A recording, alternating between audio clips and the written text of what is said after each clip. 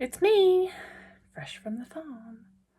If I start looking more tired and more grumpy than usual over the next couple of weeks, it's because I have a couple of mares that are in foal, and one of them, actually, she's overdue. I'm surprised she hasn't foaled already. She doesn't want to let it out, but she's going to have to at some point.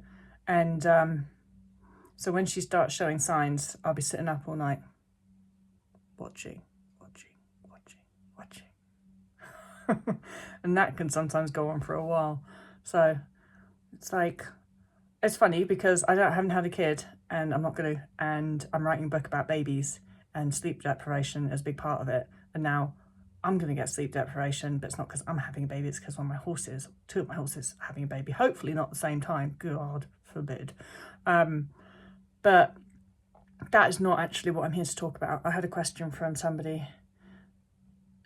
God says, do you ever think about what you eat once you are recovered? Like, not thinking in the sense of planning meals or overthinking hunger cues or controlling quantities, etc., but more like being aware of everything you eat, even without judging the food, noticing everything you eat or don't eat.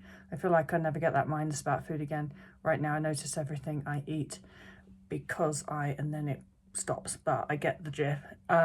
No, I mean, I absolutely know what you mean. I used to always be very aware of what I was eating, not only what I was eating, but what everybody else was eating as well. So, for example, went out to a restaurant probably 10 days ago now, just over a week ago. First time ever since COVID. By the way, I got my vaccine jab. Anyway, that's completely beside the point. And I hadn't had it then, but anyway, so it was the first time out. We went to a steak place, and I think I had steak, but I'm not quite sure. And I don't know what anybody else had either.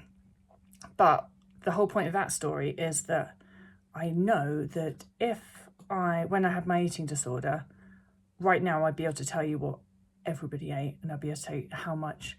I probably was able to tell you how many chips someone left on their plate. My brain retained all that shit. And it was annoying because part of me would be like, why do I need to know this?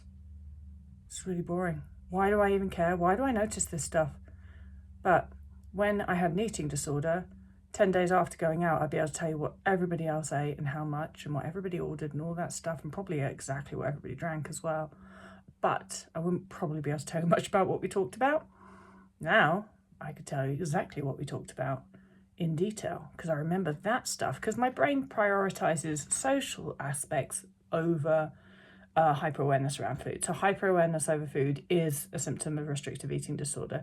It's also a symptom of restrictive eating disorder that goes away when you're out of energy deficit. So I know that Zebgard, it might feel difficult to imagine having a brain that's not hyper-aware around food all the time and noticing everything you eat and everything about it and everything everybody else eats. It just happens, though. I didn't think it would ever go away either, and it did. And you just notice one day, you'll notice that you ate a meal and you'll be like, I don't know how much I ate, actually. And you'll be like, huh. And then that's how it started happening. So I still remember the first time I went out to a restaurant, like sort of in recovery time. And then the next day, I was like, I can't remember what so-and-so ate. I was like, what? That's really weird. I don't know what so-and-so ate. I can't even remember if they had a dessert or not. And I just, it feels strange when you're so used to your brain being a certain way. You're so used to your brain being abnormally obsessed with every food and what everyone eats, that when it starts being a bit more normal again, it's a bit weird. And it almost felt like, it's like, I don't want to break it. Like, is this really happening? But, I don't want to try and think about it now, because now I might remember and then I might have broken it and then I'll have to, my brain will be hyper aware again. It's not. It's more robust than that. But I felt like I've got to be really careful. Something's changing. And I really like it, but I don't want to break it. You won't break it. I didn't break it. So look forward to that. All right, me and Teddy, gotta go. Bye.